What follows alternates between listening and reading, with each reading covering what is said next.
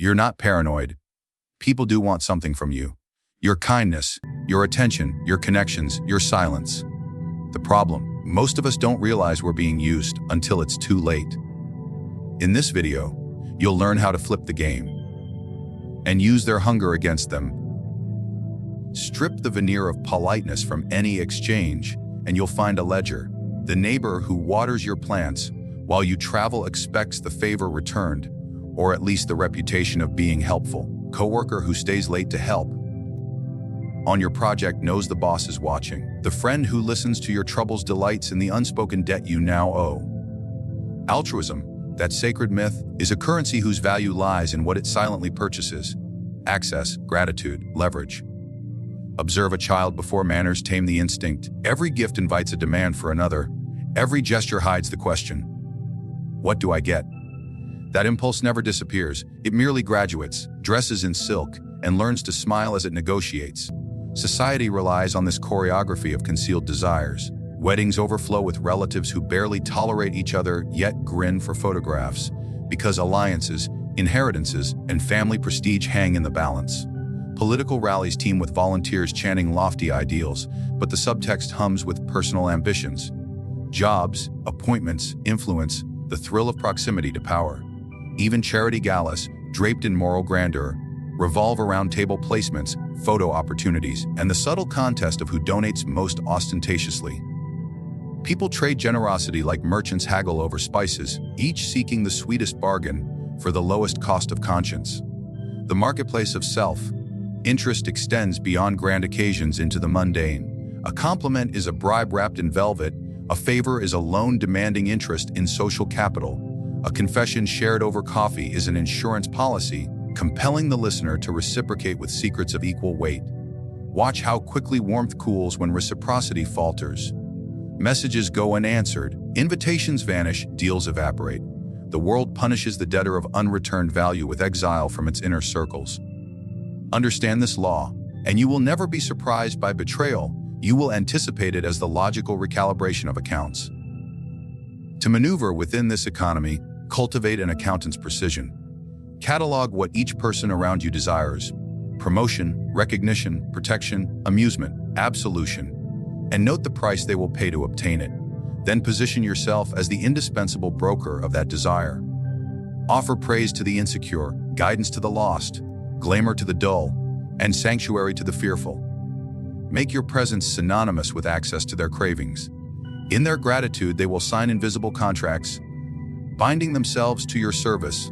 Long after the initial transaction fades from memory, they will call it friendship, mentorship, even love. You will know it as retained leverage. Do not shun generosity, weaponize it. Give freely when the return on investment is power. Sponsor someone's rise so they reach heights from which they can never escape your shadow. Rescue a rival at their lowest moment so their resurgence always bears your watermark. Lend money without interest, not out of mercy, but to remind the debtor of your capacity to forego profit. An unsettling display of abundance that compels loyalty more effectively than any signed document. Mercy is merely dominance exercised with a whispered promise. Remember who could have crushed you. Yet remain vigilant. Others read the same ledger. They, too, tally what you need: validation, companionship, information, the illusion of moral superiority. They will supply it in measured doses, hook you with gratitude, and pull when they wish to collect. The antidote is transparency to yourself. Acknowledge your own desires before they are leveraged against you. Guard them with misdirection. Display lesser wants to conceal greater ones.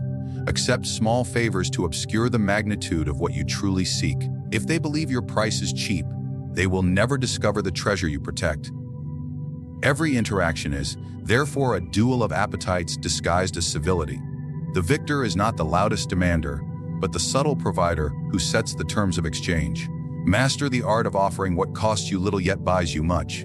A word of praise, minted in seconds, can purchase months of devotion. A minor introduction made at a party can generate a network of obligations stretching for years. Precision generosity, calculated, timely, and outwardly effortless, yields compound interest and influence. The ultimate sophistication lies in making others feel their self-interest is best served by serving yours. When colleagues believe your project's success guarantees their promotion, they will toil without resentment. When confidents are convinced your secrets threaten their own stability, they will guard them more fiercely than you ever could. Harness ego to pull your chariot, hitch ambition to your cart, let vanity whip the horses forward. In this engineered caravan, each traveler pursues a personal destination, yet the road they gallop leads precisely where you intended. A blade glints only when light strikes it. In shadow it looks harmless, even beautiful. The same principle governs human opinion. Appearances, not deeds, set the limits of what others believe you can or will do. Power therefore lies less in strength than in the stories whispered about that strength.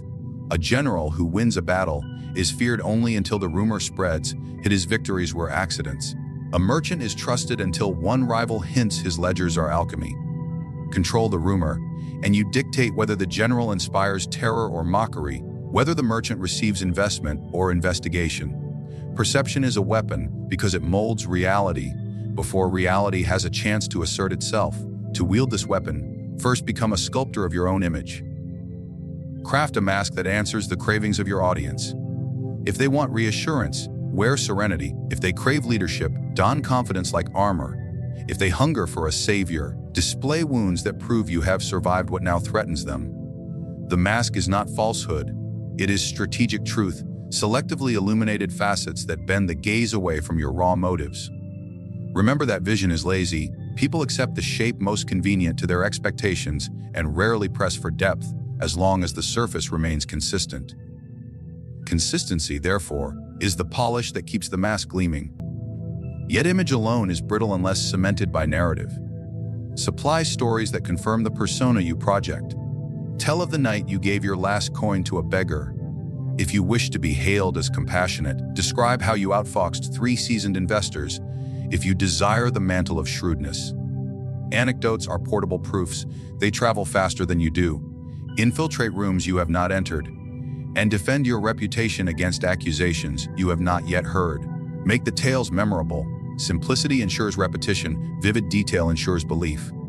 Embellish with restraint. An obvious flourish invites suspicion, whereas a subtle exaggeration passes as the natural haze of memory. While you cultivate your own legend, distort the focus others cast upon themselves. Praise a rival's minor virtue so loudly that their glaring weakness drifts into peripheral vision. Publicly admire their work ethic. Privately question why such dedication yields so little innovation. This juxtaposition plants a silent doubt that blooms in the minds of observers. They will reach your intended conclusion without you ever stating it. That is the elegance of perception warfare.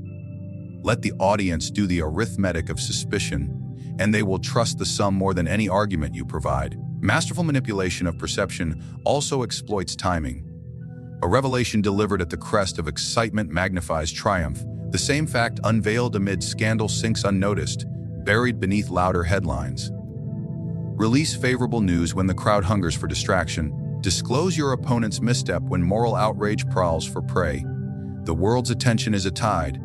Predict its rise and fall. You can leave rival reputations stranded like ships on drying sand. Silence, too, can sharpen perception. Say nothing when accused, and observers may interpret your calm as innocence or unassailable confidence. Speak torrents of explanation, and they will taste desperation. Choose the quiet that suggests superiority, not submission. Absence from a meeting can shout louder than presence. Provided your allies circulate credible reasons, urgent negotiations, confidential briefings, an audience with power greater than the room you skipped.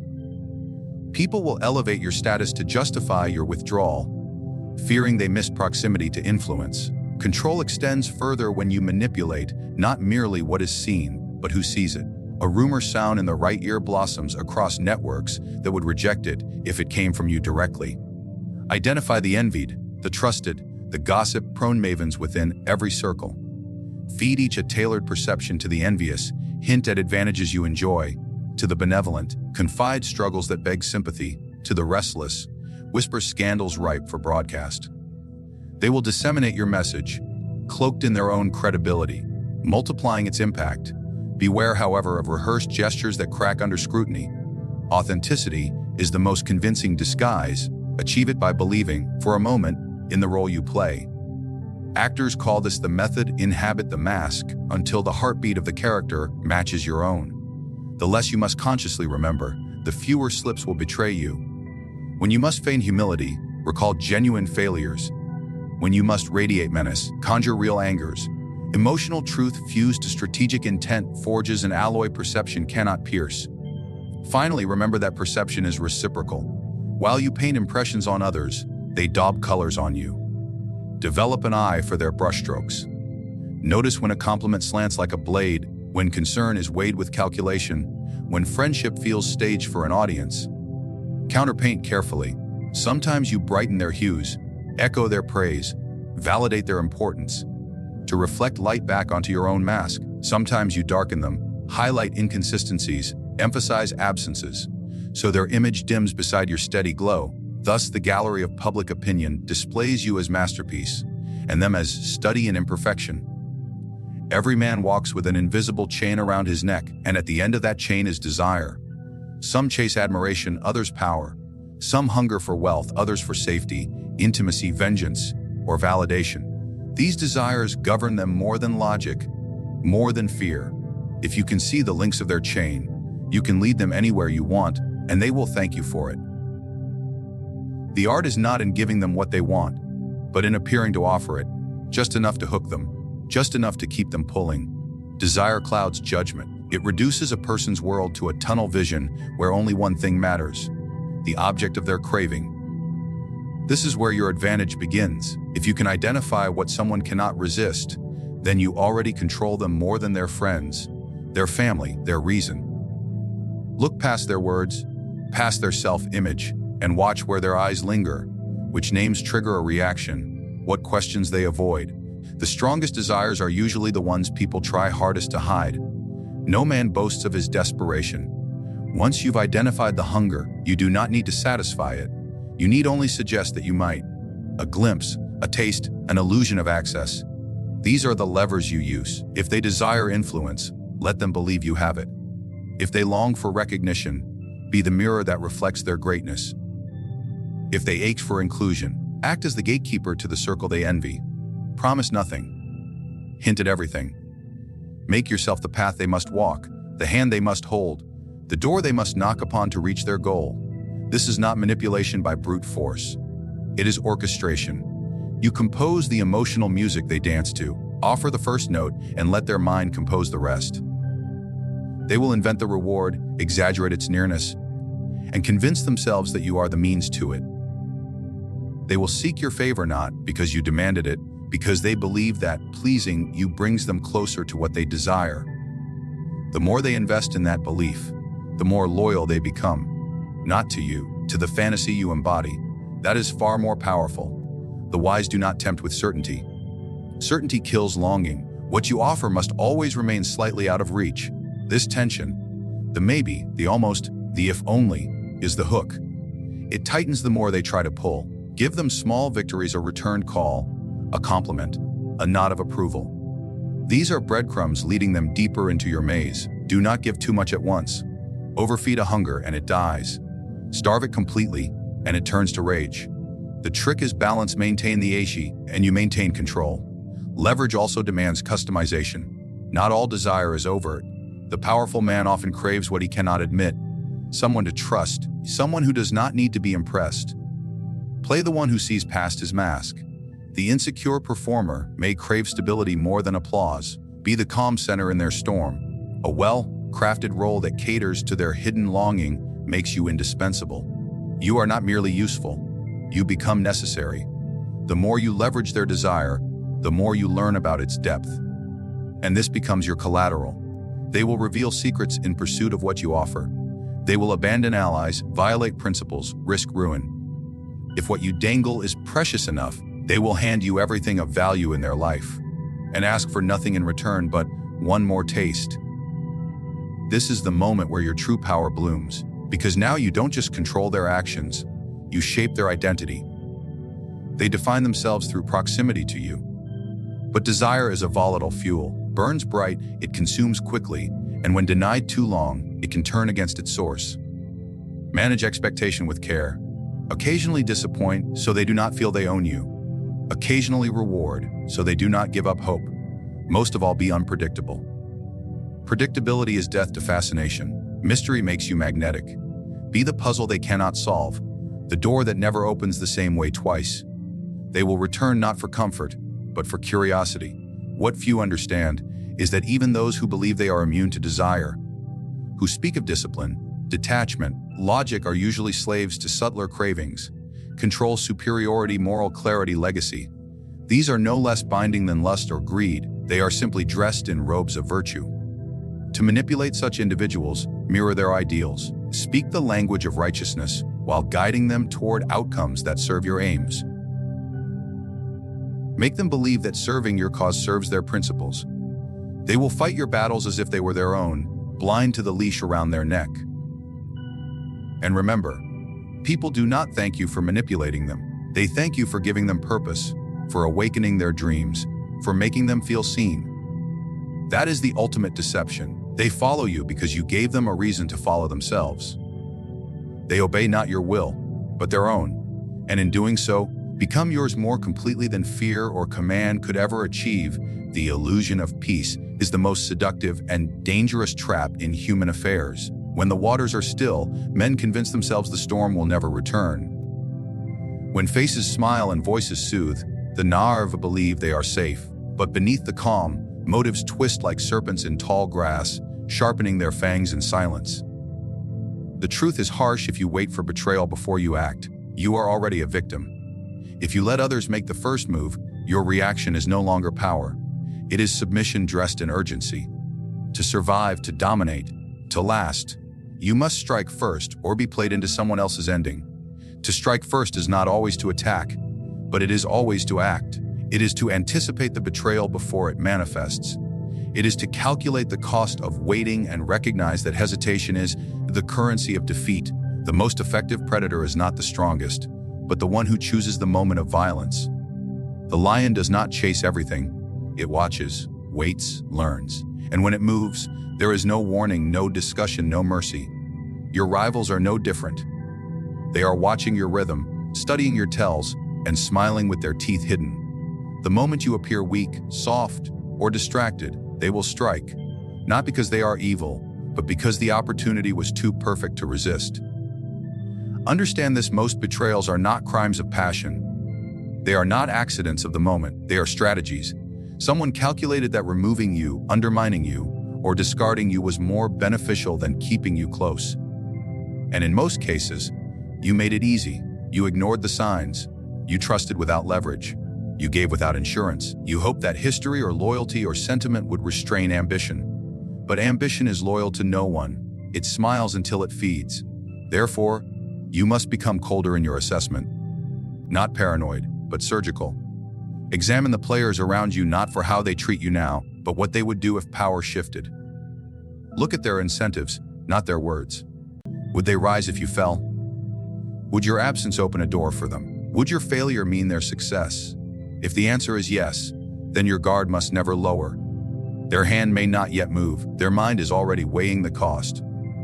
In that space, you must strike, not necessarily with cruelty, but with precision.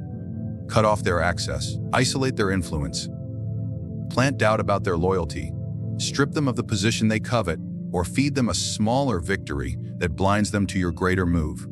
Strike where it cripples but does not provoke. Sabotage softly, smiling as you shift the ground beneath their feet. By the time they realize what you've done, they'll be too off balance to retaliate, or better yet, they'll thank you for the lesson. There is also value in unpredictable aggression. Let it be known, once, sharply, publicly, that you do not wait to be struck. Let one betrayal end in total ruin, not as revenge, but as demonstration. The rest will think twice. Fear, used precisely, creates peace, not the peace of trust, the peace of calculation. The kind where others decide that playing you simply isn't worth the price. This is not cruelty, it is deterrence, and it is more effective than any plea for loyalty.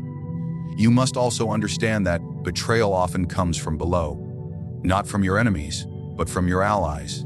The assistant who knows too much, the friend who envies too deeply, the loyal servant who starts to believe they could do your job better. Proximity breeds both trust and resentment. The more they know about you, the more they see your flaws. The closer they stand, the more they begin to measure their reflection against yours. And if you are not vigilant, they will reach for your throne while still wearing the mask of allegiance. You must disrupt that ascent early. Cut their ambitions before they bloom. Elevate others to compete with them. Praise their rivals. Keep them in motion so they never have time to organize their rebellion. Striking first also means owning the narrative. When a threat emerges, do not wait for it to define you. Move quickly to shape the story. Preep their accusations with your own truths. Reveal your weakness before they can weaponize it. Turn your flaw into a virtue, your arrogance into confidence, your ruthlessness into resolve, your ambition into vision. Control how others perceive the blow, and it will not matter who threw the first punch.